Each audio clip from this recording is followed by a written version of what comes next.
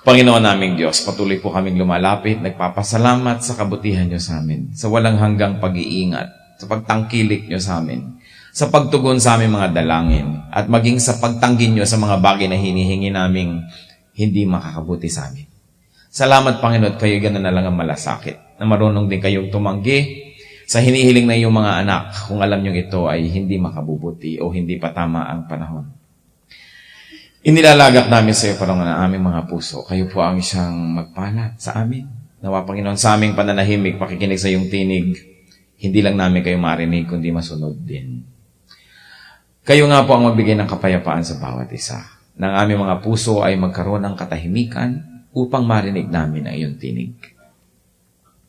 Natigilan naming pakinggan ang aming mga sarili, mga tinig, ang aming mga hinihingi, hinihiling, mga reklamo sa buhay, kundi kami manahimik at makinig sa inyo. We ask you, Holy Spirit, to lead us, to open our eyes and ears, to give us eyes that see what must be seen, and ears that must hear what must be heard. We ask you, enable us to understand the mysteries of the Word of God. Ama naming Diyos, kayo lang po ang kinikilala naming tunay na speaker. So be our speaker today, O God. Use your servant, but glorify only yourself. And may we hear nothing but your voice. No one else's but yours alone. At nawa, Panginoon, kayo po'y malugod, dumalo yung pagpapala mula sa inyong puso patungo sa amin. At kami naman maging pagpapala sa inyo, sa inyong pangalan, at sa mga taong nakapaligid sa amin. We rebuke you, evil one, and we reject and rebuke any work of evil, any falsehood, any lies, and we welcome only your liberating truth, O Father. Speak to your people. We are the sheep of your pasture. We are your flock. We are your church. Lead us. Speak to us. Feed us. We seek you confidently in Jesus' beautiful and mighty name. Blessedness according to the New Testament. Meron po tayong 7 paraan ng mapagpapala tayo ng Diyos sa pag-uusapan ngayon. Isa dito, what does it mean to be blessed? First, to be blessed is to believe in God's Word. Believing in God's Word is blessedness. Luke 1:45, blessed is she who has believed what the Lord has said to her will be accomplished. This is in reference, of course, to the Virgin Mary, na sinasabi dito, pinagpala siya na naniwala na ang sinabi ng Diyos sa kanya ay matutupad nga. So Mary was called blessed precisely because of this, because she believed. Sabi niya, paano naman po ako magdadalang tao? Ayoko isang dalaga. Paano mangyayari yan? Ayoko na may walang relasyon na physical kahit kaninong lalaki. Subalit, sabi ng anghel, kasi sabi ng Diyos, ito'y matutupad. Kaya sabi niya, bayaan niyo pong matupad. So let it happen to your handmaiden. Mary was called blessed precisely because she believed. Why? Because believing opens the door to the accomplishment of God's will. Pag naniwala tayo sa sinasabi ng salita ng Diyos, bumubukas yung pinto para matupad yung sinasabi niya. Pero kahit sinasabi niya yon, kung di natin paniniwalaan, napakalaki ng pagkakataon na hindi yun mangyayari. Ibigin man ng Diyos mangyari, kung hindi naman natin gustong mangyari sa ating buhay, hindi natin pinaniniwalaan, wala pa rin mangyayari. Kailangan ang pananampalataya. So blessed are they that believe in God's Word. Because there are many people who have a lot of belief, who have a lot of faith, but they believe in wrong objects. They believe in the words of men and women. They believe in the words of cult leaders. They believe in the words even of evil spirits spoken through human beings. They believe in words of their visions and their fantasies. But to believe in God's Word. So there are 2 objects here that are important. First is to believe, and then the object of that belief. Maniniwala ka, tapos sino yung pinaniniwalaan? Maraming mapaniwalain, subalit naliligaw sapagkat ang pinaniniwalaan ay hindi naman ang salita ng Diyos. Marami naman na nandiyan yung salita ng Diyos, pero hindi nila pinaniniwalaan, kaya wala rin mangyayari. Another blessedness is hearing and obeying God's Word. Luke 11:28, he replied, blessed rather are those who hear the Word of God and obey it. There was one particular woman who shouted from the crowd, sabi niya kay Jesus, blessed are the breast that you sucked, and the womb that bore thee. Referring again to the Virgin Mary. Sabi, pinagpala ang dibdib na iyong sinusuhan at ang sinapupunan na nagluwal sa iyo. At sumagot si Jesus, ang pinagpala ay yung mga nakakarinig at sumusunod sa salita ng Diyos. Sapagkat nung paman ang mga tao, marami na silang mga ginagawa na mga fantasies about Mary and her status of blessedness. Of course, she was blessed, no doubt, and all generations will call her blessed. But the Lord fine-tuned the meaning of blessedness. Sabi niya, ang pinagpala ay yung mga nakaririnig at sumusunod sa salita ng Diyos. Blessedness comes to those who obey what they hear from God's Word. Many people hear God's Word, but sad, many people don't get to hear. Sadder still, there are people who get to hear, but stop at hearing and do not proceed to obeying. Why is it blessedness to obey? Because blessedness or obedience uncovers God's plans. Blessedness uncovers God's surprises or obedience. Pag sumunod ka sa Diyos, nalalaman mo, totoo pala. Parang instruction sa mga recipe, parang instruction sa mga manual ng mga electronics. When you obey the instructions, you realize that, the instructions are right. And the whole thing works because you followed the instruction. So pag sinusunod natin yon, doon pa lamang natutupad yung mga gusto mangyari ng Diyos. Kaya yung mga iba, sabi nila, ang sawa na ako sa Christianity, pupunta na ako sa ibang religion. Kaya marami, especially sa Western Hemisphere, going back to religiosity, but mga Eastern spirituality na galing sa mga, of course, even Christianity is Eastern and Judaism, but what we mean are other Eastern religions, nagiging very appealing ngayon to many people because they have not actually tasted and experienced Christianity that works.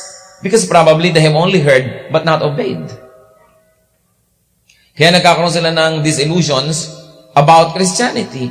They say, wala na, it has lost its saltiness, hindi na siya effective, hindi na siya tama. Pero hindi pa nila talaga nasusubukan. Para bang kumisan ay sinusunod mo yung isang manual, mali-mali ang pagsunod mo, hindi mo mapatrabaho yung isang gamit, isang electronic, isang equipment, at nainis ka na at ibinato mo na. Kasi lang, hindi ka marunong sumunod ng instruction. Obedience puts the believer on the course that Jesus took. Obedience puts the believer on the path that Jesus passed. Mahirap ang dinaanan ni Lord, pero yon ang blessed path. At nakikita lang natin yon pag sumusunod na rin tayo sa Kanya. Kaya nga sabi niya, take up your cross daily and follow me. Sumunod. Knowing is one step towards becoming, but obedience is the step that completes it. Kaya kailangan po, hear and obey. Gano'ng karaming tao ang pagka mga Sunday mornings or Wednesday nights or whatever day na may mga worship, sila'y nabe-bless. Because to hear God's word is to be blessed. And then, to obey what we hear is to be blessed even more. So dalawa na po tayo, hearing and obeying God's word. There's another blessedness that the New Testament focuses on, and that is being forgiven. Romans 4:7 and 8. Blessed are they whose transgressions are forgiven, whose sins are covered. Blessed is the man whose sin the Lord will never count against him. Isang pagpapala daw.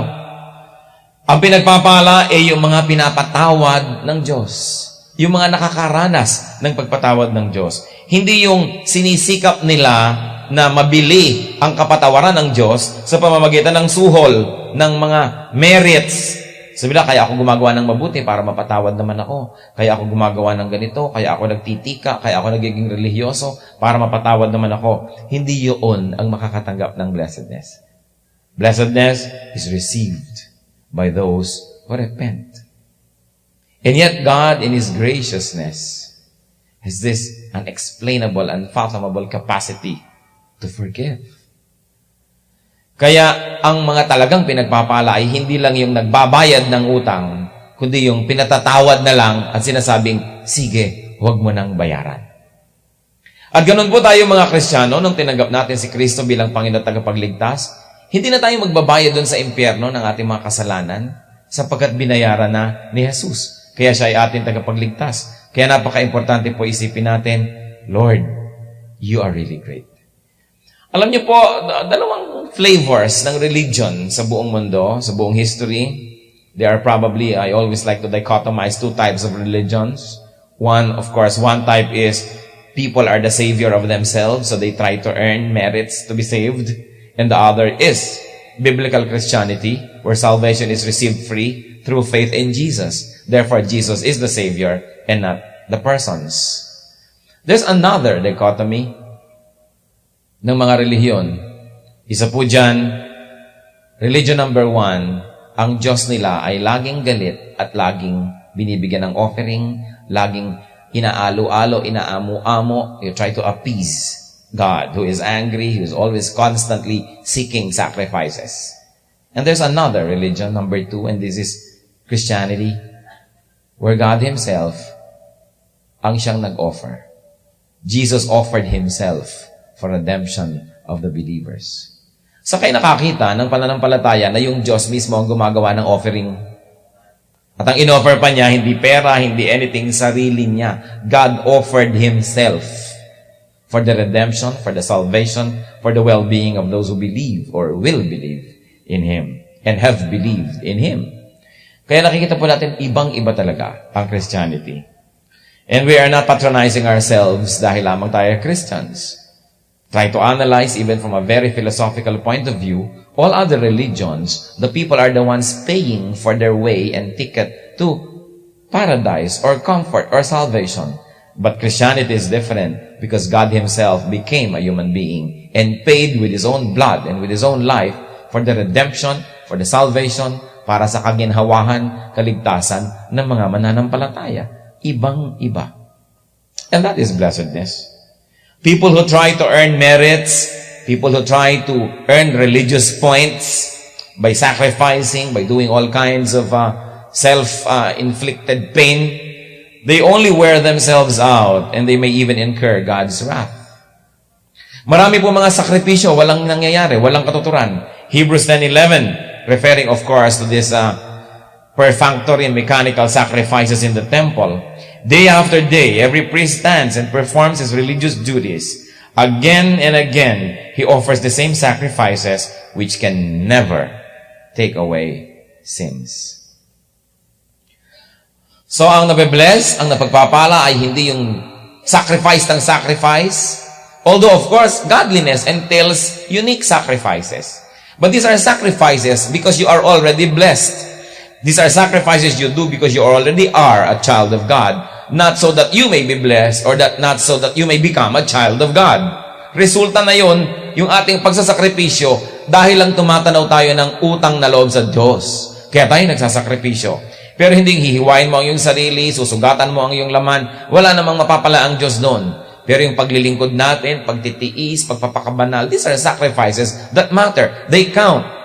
But sacrifices that are done hoping to earn points and merits in eternity, those people who do it only will wear themselves out.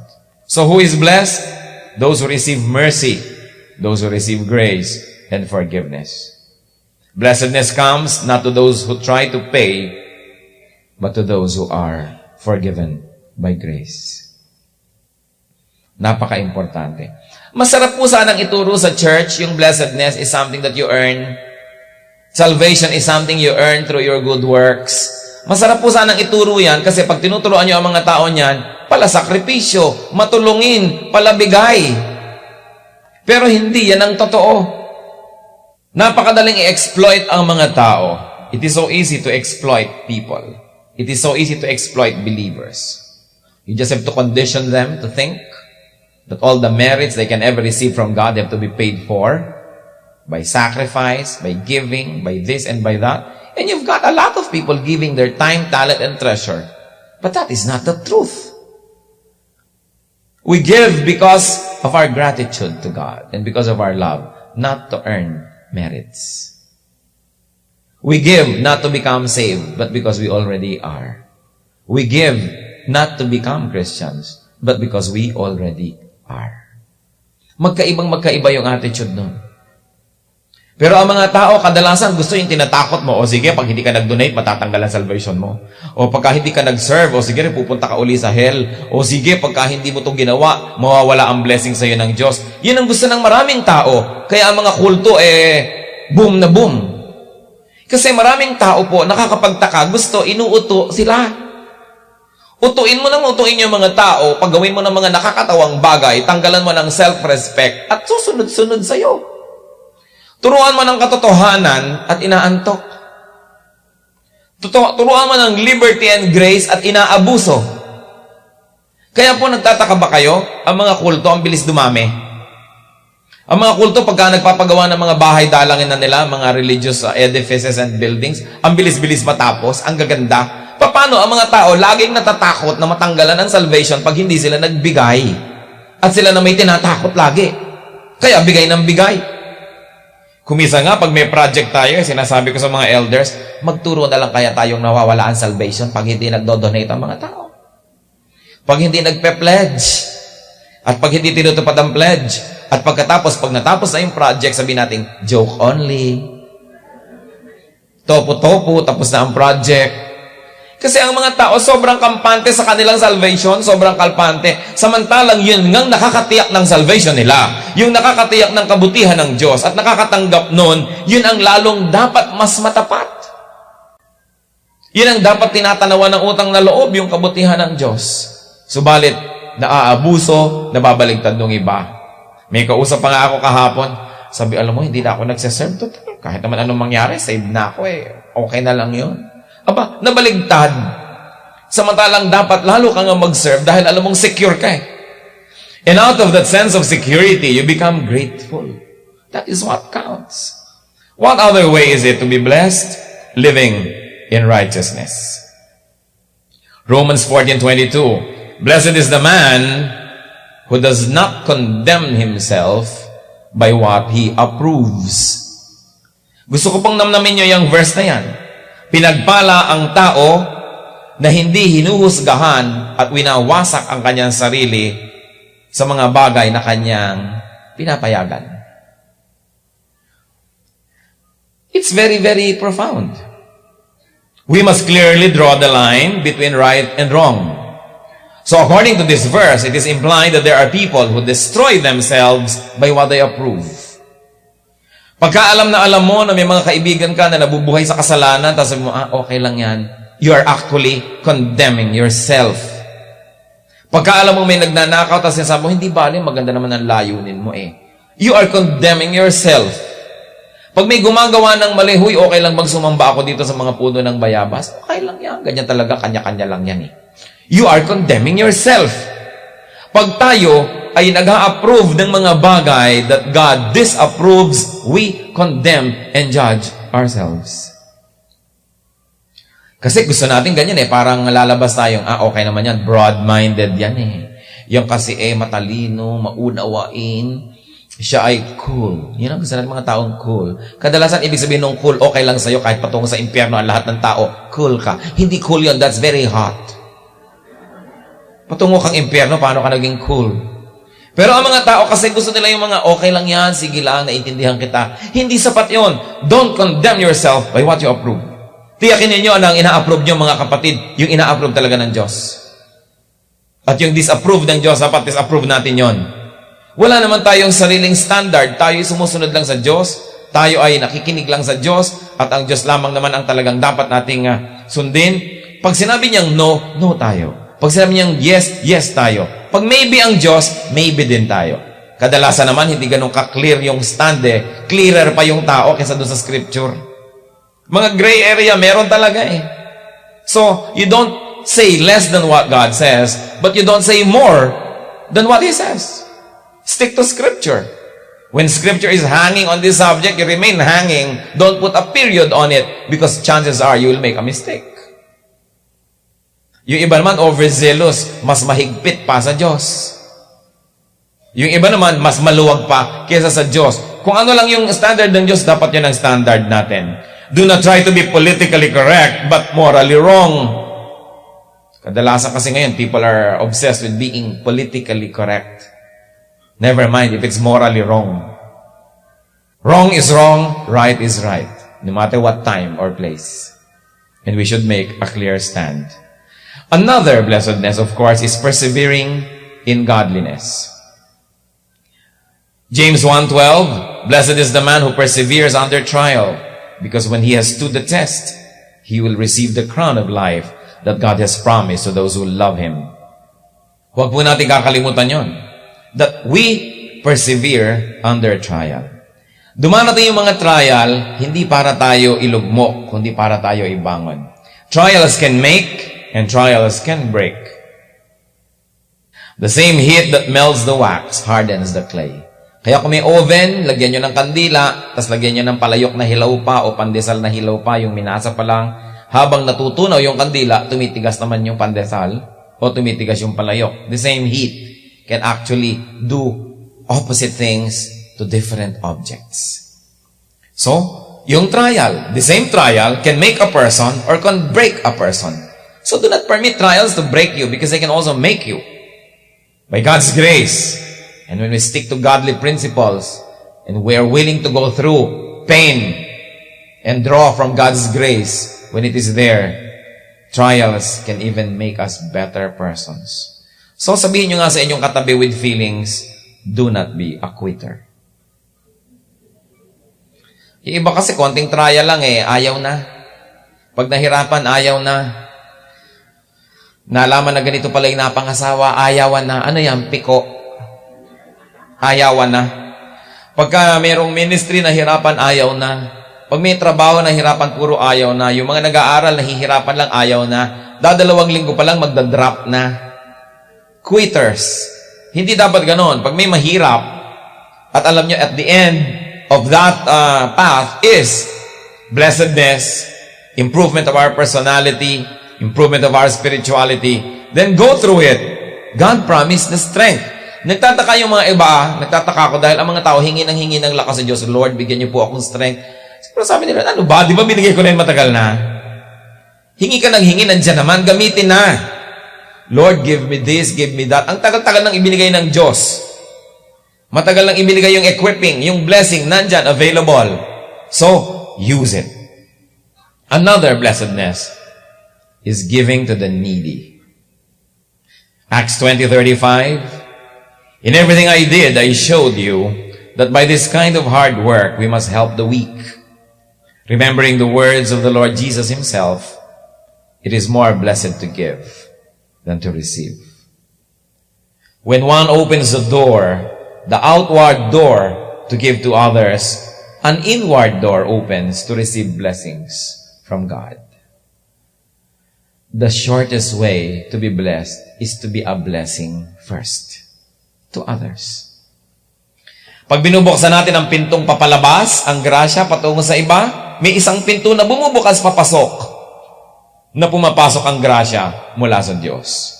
Alam niyo yung mga taong hindi nagbubukas ng pinto dahil baka may lumabas patungo sa iba, yung pinto rin nila na pasukan ng grasya, hindi rin nagbubukas. Kaya hindi nakakapagtaka na inaamag na, lumang-luma na yung mga old blessings, wala pang bago. Your hands must always pass on to others the blessings that are in your hands so that your hands will be free enough to receive fresh blessings. Kaya naman walang dumadating na bago, hawak natin, yakap-yakap natin yung mga lumang-luma na mga pagpapala. Bitawan nyo yan para magkaroon na tayo ng kamay na pwede na namang tumanggap ng bago. Napakahalaga po, central to Christian ethics, yung pagtulong sa mga kawawa. Helping the needy, the poor. Or when you say, I'm poor, then helping the poorer. Kasi marami ang excuse, kasi ako'y poor. Pas may poorer pa sa'yo. There's always the greater and the lesser person. Kaya hindi tayo pwedeng maubusan ng tutulungan. Kung meron po tayong natatanggap na pagpapala, mga kapatid, huwag niyong isipin inyo lang yon. Dapat merong portion ng pagpapala na natatanggap natin, ibinibigay natin sa iba. Kaya maliit, kaya malaki yung pagpapala. Work by percentage. When you say, okay, Lord, whatever blessings I receive from you, I will give what? 10, 15, 20% to persons who are more needy than I am. Hindi mo sasabihin sa akin nga kulang pa kasi kahit katabunan ng isang truck na pera, kulang pa rin yun Wala namang taong kasya ang pera Lagi ang kulang. Ang pagbibigay sinusukat hindi sa ating kasobrahan, kundi sa ating kakulangan. Nakakapagbigay ka pa. Yun ang Kristiyano. And think of people. We're surrounded. Kumisan, mga masarili magkakapatid. Yung kapatid mo ang hirap-hirap, tapos ikaw lang yung meron. Yung anak mo ang ganda-ganda ng itsura, tapos yung mga pinsan, mga mukhang yagit. Parang kapintasan mo rin yun, kasi pamangkin mo rin yun eh. Di po ba? Kung ang ayos-ayos ang itsura ng mga anak mo, tapos yung mga pamangkin mo, mga mukhang hinugot sa kung saan, actually, kapintasan mo rin yun. Mapipintas sa kapangan ng iba. Ano ba naman ito? Yung anak niya, sobrang naaalala, tapos yung mga pamangkin at mga kung ano-ano, hindi na. So, kitang-kita mo pa yung difference lalo na. Dapat tinutulungan din natin yon. Ang pagpapalang ibinibigay sa atin ng Diyos, hindi lang yan para sa atin.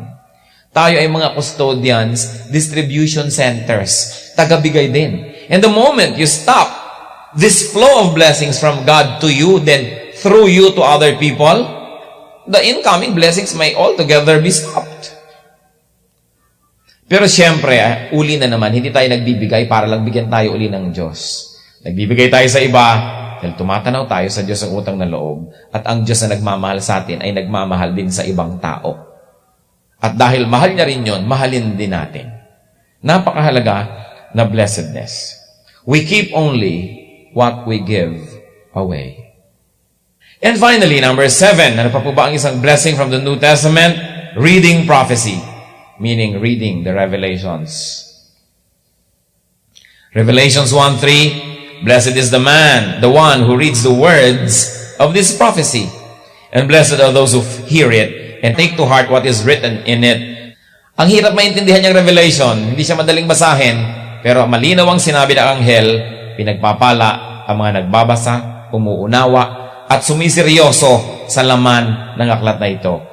And when people study prophecy, when they study the revelations, guided by the Holy Spirit, and by the other books of the Bible, and by historical reading and guidance of the church, then you get to know the general framework of how things will become. Then you don't get seduced by all of these exotic ideas of end-time prophets. Tatandaan nyo lang yung mga simpleng mga guidance na sinabi ni Lord, ang kanyang second coming, walang nakakaalam ng petsa, ng araw, darating na lang. So alam nyo agad, pag merong naglagay ng petsa, may nag-assign ng date o schedule, fake yun. Huwag na kayong masyadong malito, hindi nyo na kailangan maging matalino, hindi nyo na kailangan maging theologian. Si Jesus, sabi niya, no one knows. Not even the angels, not even the Son, no one knows. So when there's somebody who knows, that somebody is a fake. Even if he could raise the dead to life or can make the lame walk or the blind see, do not be seduced, because that is a direct contradiction to what Jesus said, that no one knows. That the second coming will come like a thief in the night. So when somebody assigns a schedule, a date, a year, a month, a day, an hour, immediately you know, hindi ito totoo, huwad. Pag kami nagsabi ng oras, araw, buwan, kung kailan babalik si Jesus, huwag kayong malito. Sinabi ni Jesus, walang nakakaalam. Pagka meron ng mga ipinagpe-pray na gumaling nga, pagka meron mga konting hula-hulang natupad, pag magaling magsalita at magaling magganito at magganon, paniniwalaan na nila lahat ang turo, hindi na chinecheck yung Bible. Pag wala na sa Bible ang sinasabi, huwag na kayong maniniwala. Tao mga kawawa. People are in such a pitiful state, so hopeless and so ignorant that they would embrace any kind of teaching. Kaya kailangan pinag-aaralan ng salita ng Diyos. So paano po ang ating mga blessedness sa New Testament? Definitely, mas marami pa. But, blessedness, according to the New Testament, is believing in God's Word, hearing and obeying God's Word, being forgiven, living in righteousness, persevering in godliness, giving to the needy, and reading prophecy and understanding it, and not being seduced by unbiblical teachings and teachers. Brothers and sisters, let us seek real blessings, not just cheap thrills, not just superficial well-being, not just temporary comforts. Sabi ng Colossians 3:1 and 2. Since then you have been graced with Christ. Set your hearts on things above, where Christ is seated at the right hand of God. Set your minds on things above, not on earthly things. Heavenly Father, salamat po at maraming mga blessings na available to your people. Salamat po, Panginoon, at bagamat mas marami pa na klase ng blessedness sa New Testament, maaari naming tingnan ng 7. Sukatin ang aming sarili at makita namin, Lord, kung saan kami kulang, kung saan kami tama, at kung saan kami maaring sumusobra. Panginoon, nawa, ang pag-aaral na ito maging isang magandang paraan para namin makita kung kami po ay blessed. Marami po sa amin may tendency na magreklamo, isipin na nalimutan nyo kami, isipin na kami ikinakapos, kami kulang. Subalit sa 7 ito, maaalala namin kung gaano kami pinagpala. Na kung kami nakakarinig ng inyong salita, yun ay pagpapala na. Na kung kami naniniwala at sumusunod, lalo namang pagpapala na yun. Kahit na nga po ang pagsunod, kuminsan ay mahirap, kuminsan temporarily disadvantageous sa amin, kuminsan ang pagsunod, nagmumukhang nadehado kami, pero tama kayo't lagi kayong tama na ang sumusunod sa inyo, blessed. Kaya Panginoon, lalo nawa naming maalala na tuwing sumusunod kami sa inyo, kahit walang immediate benefits, walang immediate visible benefits, maniwala pa rin kami na kami pinagpapala. At Panginoon, sa mga larangan na kami nagkukulang, patuloy niyo po kami, Panginoong, paalalahanan at patawarin. At nawa, Panginoon, ito'y mapunan sa pamamagitan ng aming pananalamin sa oras na ito. At nakita namin ang aming mga kalagayan. Mga kapatid, sa ilang saglit ng katahimikan, tayo po'y manalangin. Let us pray individually to God silently and thank Him for the areas where we are blessed and contemplate on areas where we may be lacking in blessing because we lack the necessary obedience to God's word.